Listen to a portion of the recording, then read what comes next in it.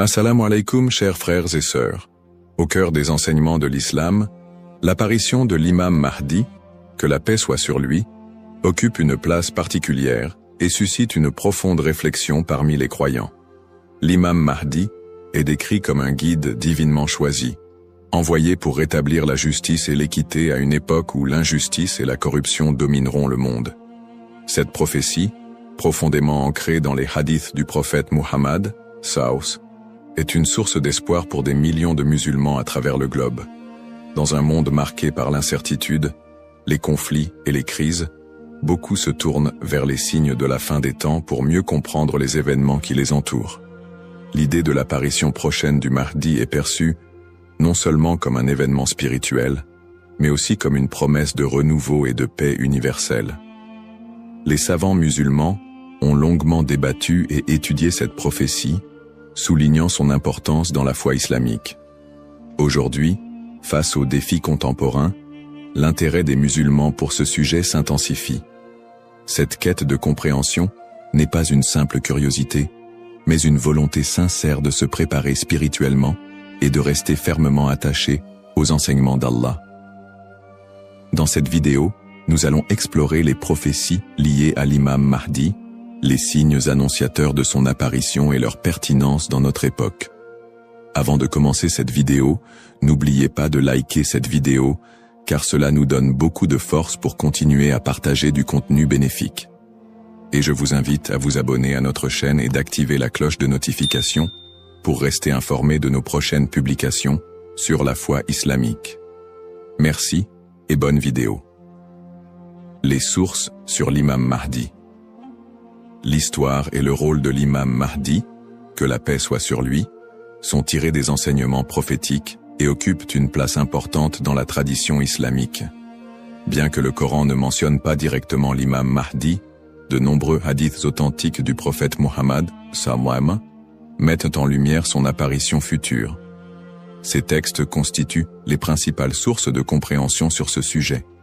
Parmi les hadiths largement acceptés par les savants, on trouve celui rapporté par Abu Saïd al-Khudri, qu'Allah soit satisfait de lui, où le prophète, Saus, a dit « Le jour de la résurrection ne viendra pas avant qu'Allah n'envoie un homme de ma descendance, dont le nom sera comme le mien, et dont le nom du Père sera comme celui de mon Père. Il remplira la terre de justice et d'équité, tout comme elle était auparavant remplie d'oppression et d'injustice. » Rapporté par Abu Daoud et authentifié par Al-Albani. Un autre hadith rapporté par Salama, qu'Allah soit satisfait d'elle, mentionne « Le Mahdi viendra de ma descendance, de la lignée de Fatima. » Sunan Ibn Majah, Sahih, selon Al-Albani. Ces hadiths et bien d'autres montrent que l'imam Mahdi sera un descendant direct du prophète Muhammad, Saus, portant son nom et sa mission. Guider l'humanité et rétablir l'équilibre et la justice dans un monde troublé. Cependant, il est crucial de faire la distinction entre les sources authentiques et celles qui sont discutables. Les savants de l'islam ont mis en garde contre l'utilisation de hadiths faibles ou inventés pour alimenter des spéculations sur l'imam Mahdi. Par exemple, certains récits non authentifiés décrivent des événements exagérés ou incompatibles avec les enseignements fondamentaux de l'islam. Ces récits, bien qu'ils puissent captiver l'imaginaire populaire, ne doivent pas être utilisés pour fonder nos croyances. L'imam Ibn Kathir, dans son ouvrage Al-Bidaya wal-Nihaya, a compilé plusieurs récits authentiques sur le Mahdi, tout en dénonçant les récits non fiables. De même, des savants contemporains comme Sheikh Al-Albani ont travaillé pour classifier les hadiths sur ce sujet, permettant aux croyants de se baser uniquement sur des textes crédibles. En tant que musulmans, il est de notre devoir de ne suivre que ce qui est prouvé par les textes authentiques et validé par les savants. L'imam Mahdi est une figure réelle dans la foi islamique, mais les spéculations et exagérations doivent être évitées. La connaissance vérifiée, transmise par des chaînes de narration fiables, est essentielle pour une compréhension correcte. Ainsi, avant de discuter ou de croire à certaines affirmations concernant l'imam Mahdi, il est important de se référer aux sources validées et d'agir avec prudence. Ce sujet n'est pas un espace pour les opinions personnelles ou les interprétations hasardeuses, mais plutôt une opportunité d'approfondir notre foi avec sérieux et sincérité. Les signes avant-coureurs de son apparition. L'apparition de l'imam Mahdi, que la paix soit sur lui, sera précédée de nombreux signes prophétiques annoncés par le prophète Muhammad, SAW. Ces signes, regroupés en deux catégories principales, majeurs et mineurs, servent d'indicateurs pour les croyants. Ils rappellent l'approche de la fin des temps et l'importance de se préparer spirituellement. Les signes mineurs de la fin des temps. Les signes mineurs, également appelés Ashrat al-Sa'a, sont des événements qui se manifestent progressivement dans le temps. Beaucoup d'entre eux sont déjà visibles aujourd'hui. Parmi les signes mentionnés dans les hadiths, la prolifération des injustices et des oppressions.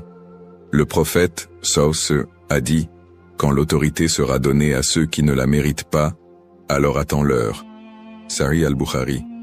Ce signe est visible à travers la corruption généralisée, les injustices sociales et l'abus de pouvoir. La multiplication des divisions parmi les musulmans. Le prophète, SAW, a mentionné que la communauté musulmane sera fragmentée en différents groupes, chacun suivant son propre chemin. L'apparition d'innovations religieuses et la négligence de la sunna les croyants délaisseront les enseignements du Coran et de la sunna, tandis que les innovations deviendront courantes. L'expansion des richesses matérielles mais une pauvreté spirituelle. Dans un hadith rapporté par Abu Huraira, le prophète, SAW, a dit « L'heure ne viendra pas avant que la richesse ne devienne abondante au point que personne n'acceptera une aumône. » Sahih al-Bukhari. La dégradation des mœurs. Les valeurs morales seront mises de côté, et les comportements immoraux deviendront monnaie courante. Ces signes, bien qu'inquiétants, sont aussi une opportunité pour les croyants de retourner vers Allah, de se repentir et de renforcer leur foi. Les signes majeurs de la fin des temps. Les signes majeurs sont des événements extraordinaires et universels qui marqueront une étape décisive avant l'apparition de l'imam Mahdi et le jour du jugement. Parmi ces signes, la montée de grands troubles et conflits mondiaux. Des guerres intenses et des désordres sans précédent se propageront, causant chaos et destruction. L'émergence du Dajjal, l'Antéchrist. Le Dajjal apparaîtra comme un grand trompeur, prétendant être divin. Il sera un test majeur pour les croyants. L'imam Mahdi sera un guide spirituel crucial pour affronter cette épreuve. L'apparition d'un feu en Arabie. Le prophète, SAW, a dit « L'heure ne viendra pas avant qu'un feu ne sorte du Hijaz et éclaire les coups des chameaux à Bousra. » Sahih al-Bukhari. Le lever du soleil à l'ouest. Ce phénomène surnaturel marquera un point de non-retour pour le repentir des gens. La descente de Jésus, Issa, que la paix soit sur lui, Jésus, As, reviendra pour soutenir l'imam Mahdi, vaincre le Dajjal et instaurer la justice. Événements actuels liés aux signes. De nombreux croyants se demandent si les événements contemporains, tels que les catastrophes naturelles, les pandémies, les guerres et l'érosion des valeurs morales, pourraient être liés à ces signes prophétiques. Bien que certains événements puissent sembler correspondre, il est important de rappeler que seul Allah connaît le moment exact de la réalisation de ces prophéties. Interprétation des signes par les savants. Les savants islamiques soulignent que les signes de la fin des temps ne doivent pas être interprétés littéralement ni utilisés pour prédire des dates précises. Leur rôle est de renforcer notre foi et de nous rappeler l'impermanence de ce monde.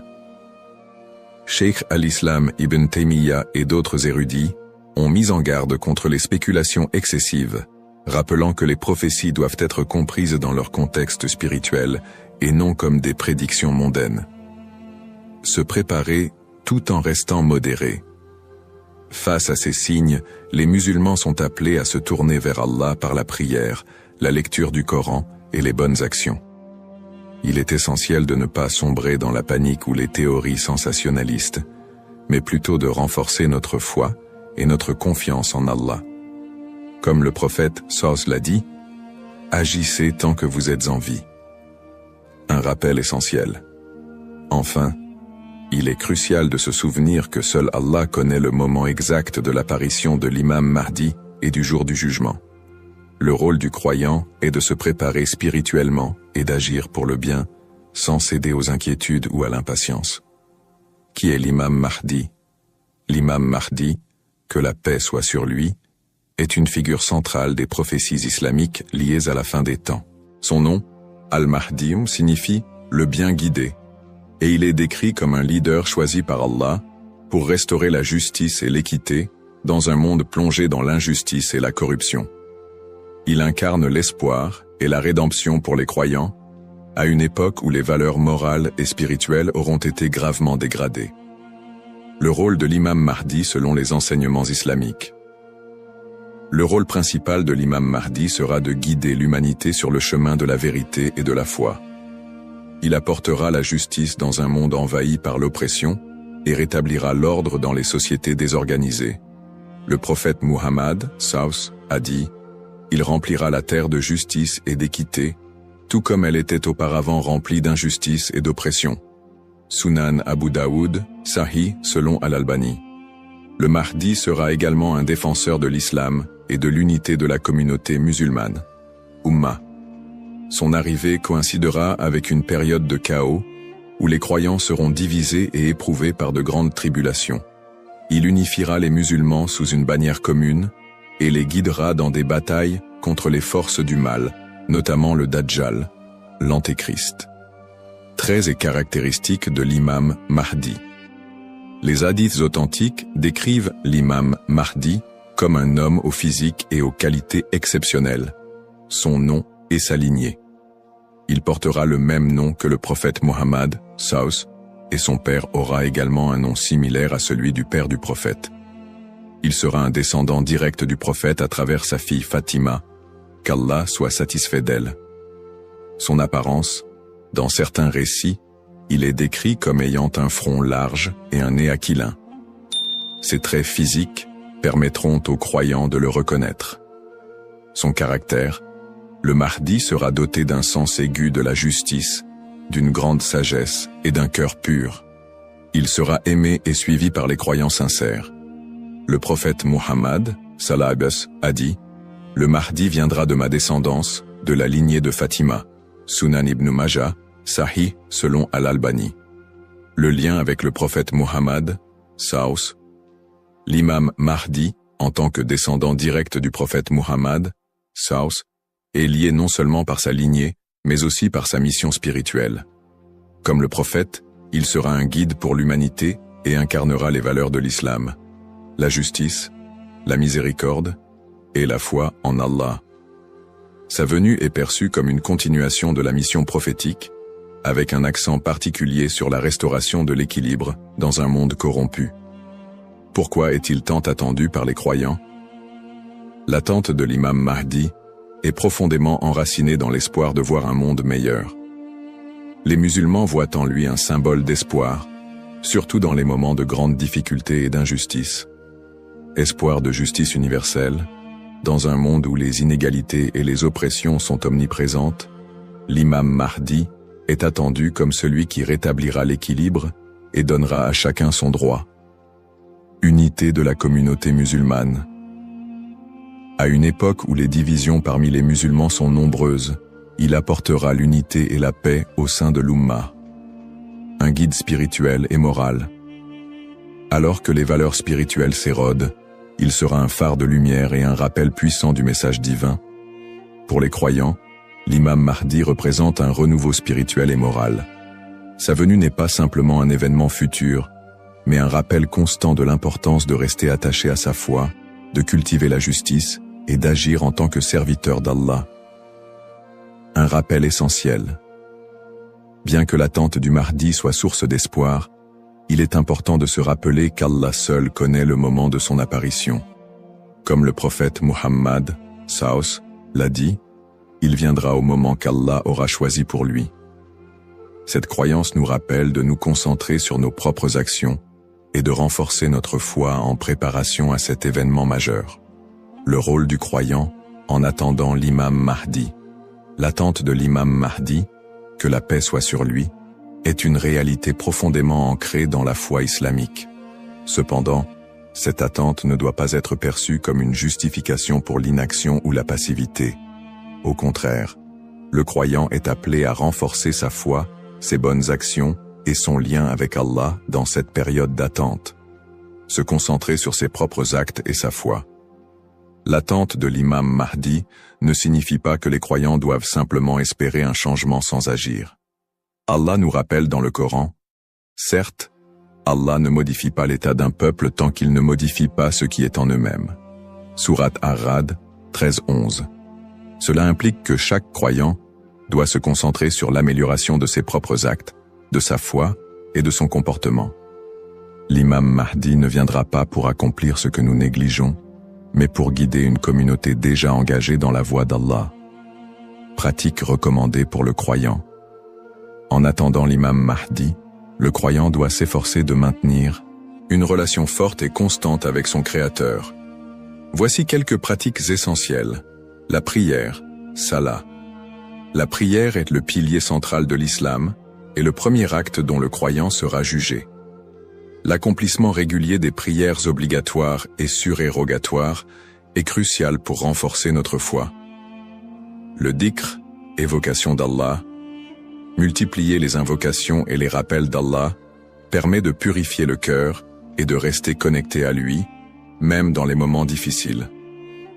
Le prophète Saus a dit, « Le meilleur rappel est « La ilaha illa Allah » Il n'y a de Dieu qu'Allah. La lecture du Coran. Le Coran est la lumière et la guidance pour tout croyant. Sa lecture régulière, accompagnée de méditation sur ses significations, est essentielle pour maintenir un lien avec les enseignements divins. Le tawakkul, confiance en Allah. Face aux épreuves, le croyant doit placer sa confiance totale en Allah, tout en faisant les efforts nécessaires pour s'améliorer. Agir et être un modèle de vertu. L'attente de l'imam Mahdi n'est pas une excuse pour négliger nos responsabilités personnelles, sociales ou spirituelles. Au contraire, chaque croyant doit être un modèle de vertu et d'excellence dans tous les aspects de sa vie, dans sa famille, en éduquant ses enfants dans les valeurs islamiques et en maintenant une atmosphère de piété et d'amour, dans sa communauté, en participant à des œuvres caritatives, en favorisant l'unité et en soutenant ceux qui en ont besoin. Dans sa conduite quotidienne, en respectant les enseignements de l'islam, en évitant les péchés et en recherchant l'agrément d'Allah dans toutes ses actions. Un rappel d'équilibre et de responsabilité. L'imam Mahdi n'est pas une figure miraculeuse venue pour résoudre tous les problèmes du monde sans notre participation. Son apparition sera une bénédiction pour ceux qui se seront préparés en renforçant leur foi et en accomplissant leurs devoirs religieux et sociaux.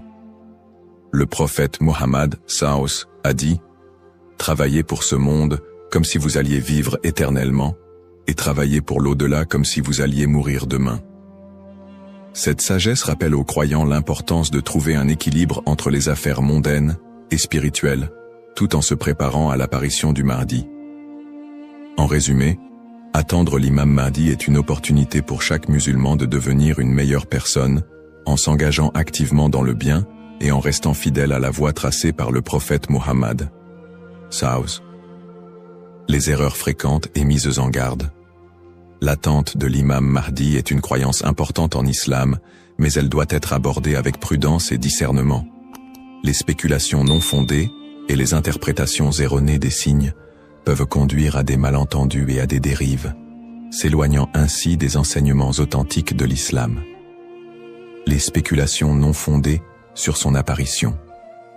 De nombreuses personnes, face aux troubles mondiaux et aux épreuves, se livrent à des spéculations sur l'apparition imminente de l'imam Mahdi.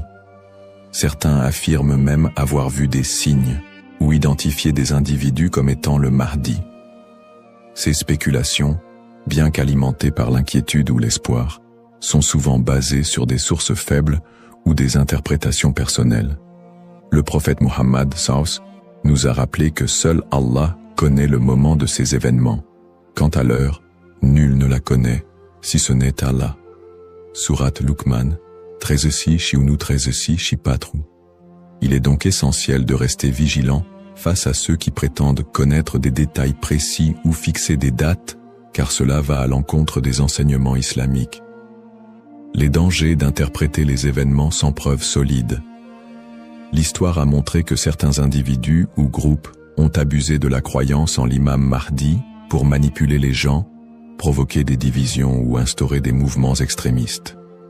Ces interprétations sans fondement solide peuvent semer la confusion et détourner les croyants de leur foi. Les savants mettent en garde contre l'interprétation erronée des textes prophétiques sans une connaissance approfondie. L'utilisation des événements actuels pour affirmer des prophéties sans preuves solides.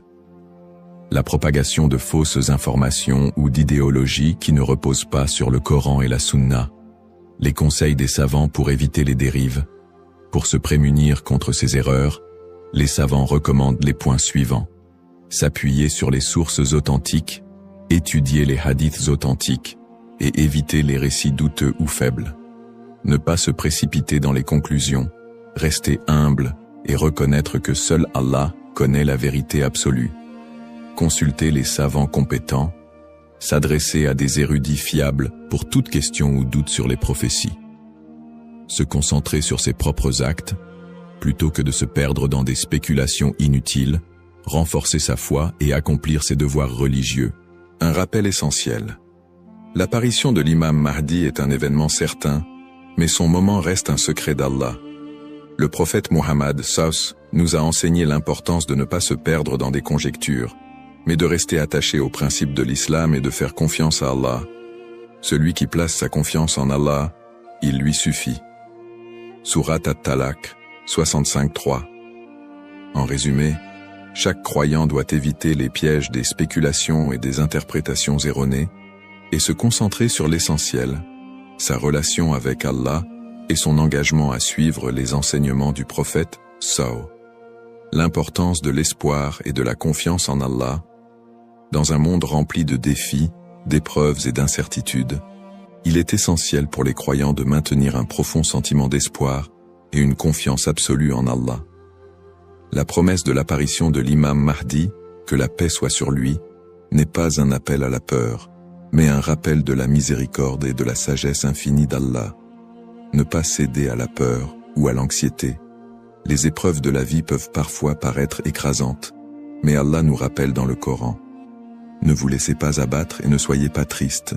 Vous êtes les supérieurs si vous êtes croyants. Surat Al-Imran 3:1-39. Plutôt que de succomber à l'anxiété face aux troubles du monde ou aux signes de la fin des temps, les croyants doivent se rappeler que ces événements font partie du plan divin. Allah est le meilleur des planificateurs, et tout ce qui se passe a une raison profonde, même si elle nous échappe. Chaque épreuve est une opportunité de se rapprocher d'Allah. Les moments de difficulté sont, en réalité, des occasions uniques pour renforcer sa foi et son lien avec Allah. Le prophète Muhammad SAW a dit « La récompense est proportionnelle à l'épreuve. Lorsqu'Allah aime un peuple, il l'éprouve. » Sahih al-Bukhari. Au lieu de voir les épreuves comme des obstacles, elles doivent être perçues comme des moyens d'expier nos péchés, de purifier nos cœurs et d'accroître notre patience et notre gratitude. Les pratiques comme le dhikr, la prière et la lecture du Coran permettent de transformer ces épreuves en des opportunités de rapprochement avec Allah. Plus le croyant se connecte à son Seigneur, plus il trouve de sérénité et de force face à l'adversité. Rester unifié en tant qu'Ummah. L'unité de la communauté musulmane, Ummah, est un pilier essentiel dans la préparation à l'apparition de l'imam Mahdi. La division affaiblit les croyants et les détourne de leurs objectifs spirituels. Allah nous appelle à l'unité dans le Coran. Et cramponnez-vous tous ensemble au câble d'Allah et ne soyez pas divisés. Surat Al-Imran 3:1-3. En restant unis, les croyants peuvent surmonter les épreuves collectives et se soutenir mutuellement dans la foi. L'entraide, le pardon et l'amour fraternel sont des valeurs fondamentales pour bâtir une communauté forte et résiliente. Un rappel d'espoir et de sérénité. Allah est toujours avec ceux qui placent leur confiance en lui. Le prophète Muhammad, Savus, nous a enseigné que même dans les moments les plus sombres, Il y a toujours de l'espoir pour ceux qui se tournent vers Allah avec sincérité. Il a dit, étonnante est l'affaire du croyant. Tout ce qui lui arrive est un bien pour lui. Si un bonheur l'atteint, il remercie, et c'est un bien pour lui. Et si un malheur l'atteint, il patiente, et c'est un bien pour lui. Sahih Muslim. Ainsi, en renforçant notre foi, en restant unis et en plaçant notre confiance en Allah, nous transformons les moments d'incertitude en des opportunités de grandir spirituellement et de construire un avenir meilleur pour l'Ummah. Conclusion inspirante. En résumé, la prophétie de l'apparition de l'imam Mahdi est un rappel puissant pour les croyants de renforcer leur foi, d'être attentifs aux enseignements d'Allah et de se préparer spirituellement à l'au-delà. Nous avons exploré les sources authentiques qui mentionnent l'imam Mahdi, les signes avant-coureurs de son apparition et son rôle dans la restauration de la justice et de l'équité. Nous avons également mis en lumière l'importance pour chaque croyant d'agir, de cultiver la patience et de ne pas tomber dans des spéculations infondées. Ces enseignements sont une invitation à la réflexion personnelle. Suis-je prêt à rencontrer mon Seigneur? Ai-je accompli les devoirs qu'Allah m'a confiés? L'attente de l'imam Mahdi doit nous pousser à purifier nos intentions, à accroître nos bonnes actions et à renforcer l'unité de l'Ummah. Terminons cette réflexion par une invocation sincère. Ô Allah, guide-nous sur le droit chemin, raffermis notre foi et aide-nous à être parmi ceux qui te plaisent. Protège l'humanité des épreuves et des divisions et accorde à l'Ummah l'unité et la paix. Fais de nous des serviteurs sincères et prépare nos cœurs à accueillir tes bénédictions. Amin. Puisse Allah nous accorder la patience, la sagesse et la force d'être des modèles de vertu et de foi. Bismillahir-Rahman-ir-Rahim. Au nom d'Allah, le tout miséricordieux, le très miséricordieux. Assalamu alaykum wa rahmatullahi wa barakatuh. Que la paix, la miséricorde et les bénédictions d'Allah soient d'armois sur vous tous. Attention, beaucoup de croyants commettent une erreur sans s'en rendre compte. Une erreur qui peut affecter leur relation avec Dieu. Lorsque l'appel à la prière du Maghrib retentit, qu'est-ce que vous faites en premier? Vous précipitez-vous sur la nourriture pour rompre votre jeûne et manger un repas complet avant de prier? Ou bien vous accomplissez immédiatement